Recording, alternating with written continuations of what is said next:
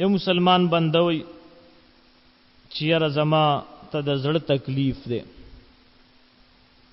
او په زړه باندې کمزور یم، اسم که څوک تیز خبرو کی یریږم، ویره را باندې راځي، یا ما ته کله که خطر شي چې یاره هارت اٹیک راتو نشي